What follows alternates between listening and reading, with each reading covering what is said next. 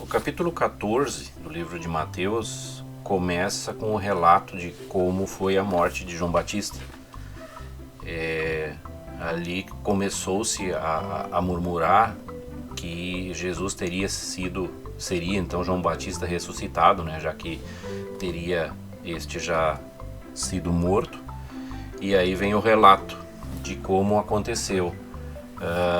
E aí lembrem que nós já comentamos, né, sobre as mortes trágicas dos apóstolos, que na sua grande maioria tiveram mortes não muito agradáveis, não que alguma seja agradável, mas aí já começamos aqui por João Batista, né, é o primeiro do Novo Testamento que, por admoestar uma mulher da realeza, ele acabou perdendo a cabeça. O que aconteceu foi que Herodes havia prendido João Batista, né, por causa do que ficava falando, inflamando o povo. E aí, só que o Herodes não tinha coragem de mandar matar João Batista porque tinha medo que o povo se revoltasse, né? E um rei depende, de certa forma, de um nível mínimo de aprovação do povo para que não seja destituído numa revolta. E o que aconteceu é que a concubina, vamos chamar assim, do Herodes, tinha sido admoestada pelo João Batista, que dizia que o Herodes não poderia tê-la, né, em função de ser adultério. E ela ficou muito irritada com isso, né, contrariada, e aí ela queria a morte de João Batista. Aconteceu que num episódio, numa festa no reino, a filha dessa concubina dançou para o rei, e o rei se agradou muito da dança, e aí ele acabou prometendo para ela qualquer coisa que ela pedisse, ele daria. E aí a mãe dela a instigou a pedir a cabeça de João Batista numa bandeja. E aí, mesmo temendo, né, por alguma reação, como havia sido prometido na frente de todo mundo que estava naquela festa, então Herodes não teve saída e acabou ordenando então que João Batista fosse decapitado.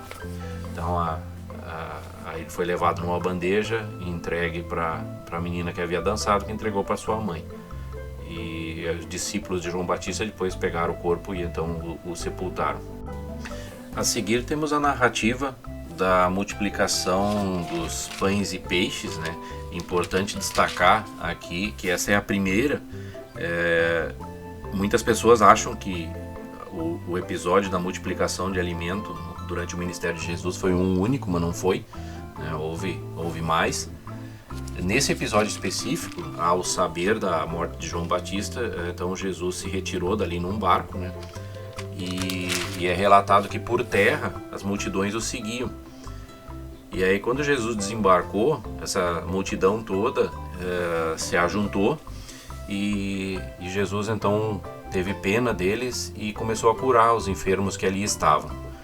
E aí ele começou a falar para a multidão, né, pregar o evangelho, e o tempo foi passando, foi caindo a tarde, e aí os discípulos chegaram e disseram para Jesus: olha, eu acho que é melhor parar agora, porque nós estamos no meio do nada aqui, não tem nada para comer, as pessoas estão longe de casa, é bom despedi-las para que elas possam então ir para casa e lá então elas teriam como se nutrir, como se lavar e tudo mais.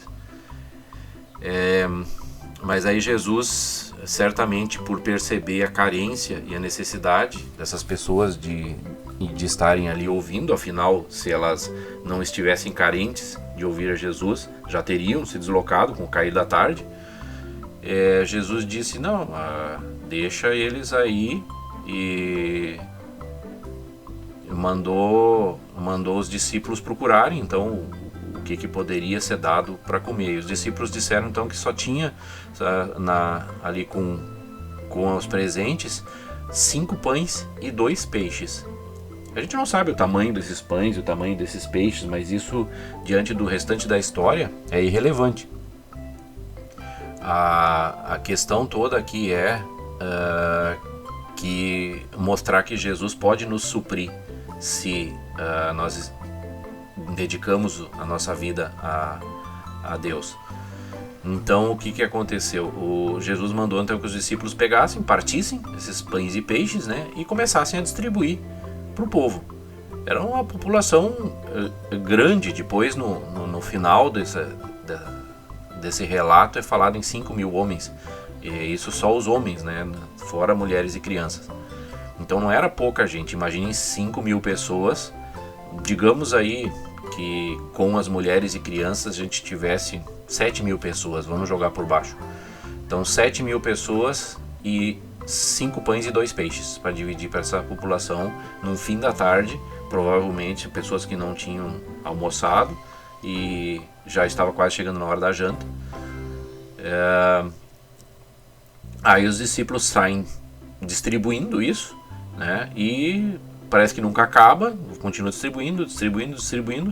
Terminaram de servir a toda essa multidão, não faltou. E aí já por isso só já é o próprio milagre, né? As pessoas que estavam distribuindo os pães e peixes certamente se deram conta disso, mas talvez as pessoas que estavam recebendo não se deram conta de que aquela quantidade de 5 pães e 2 peixes acabou alimentando tanta gente. Então Jesus manda que se recolham os restos, né, as migalhas que sobraram, e daí todos comeram, se fartaram, diz o texto, né, quer dizer, ninguém economizou.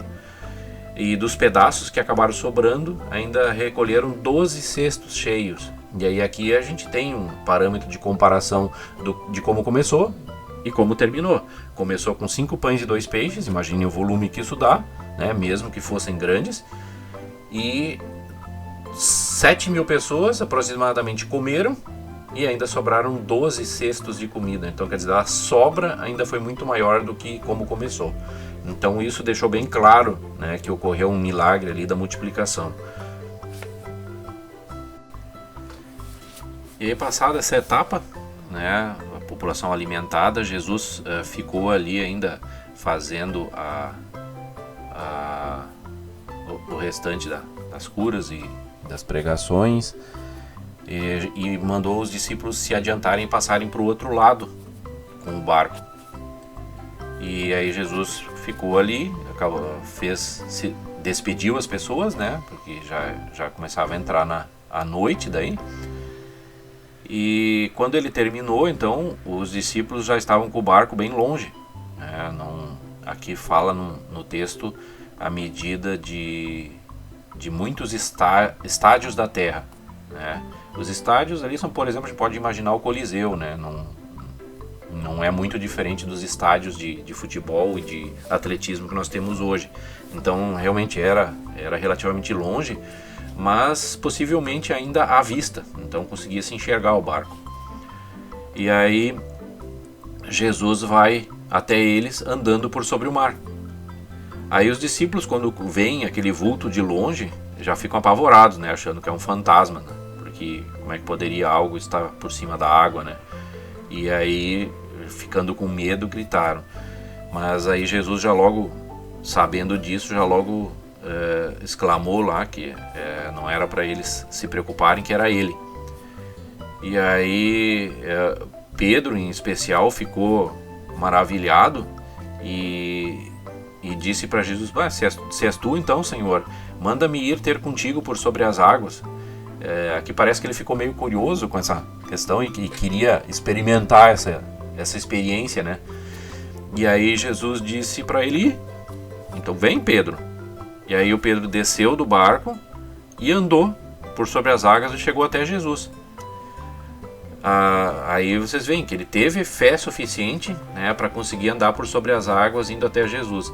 Só que aí quando ele chegou em Jesus, aí ele começou a desviar o foco daquele que era o fruto da sua fé e começou a pensar: bom, agora eu estou longe do barco, está ventando forte, tem onda. E aí isso acabou causando uma descrença nele e ele começou a afundar. E aí pediu socorro para Jesus. Jesus o socorreu e aí lhe chamou a atenção, né? Exclamou lá no versículo 31: homem de pequena fé, por que duvidaste?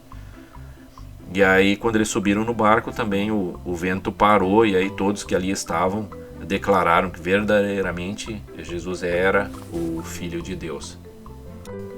E aí no fim desse capítulo, não muito diferente do outro lado dessas águas, né? Mal Jesus desembarcou em Genezaré, que ficava do outro lado. As pessoas que o reconheceram mandaram avisar todo mundo na volta, e aí começaram a trazer os enfermos, pedindo para que Jesus pelo menos os permitisse tocar na orla da veste para que ficassem sãos. E isso de fato aconteceu. E assim encerra então o capítulo 14.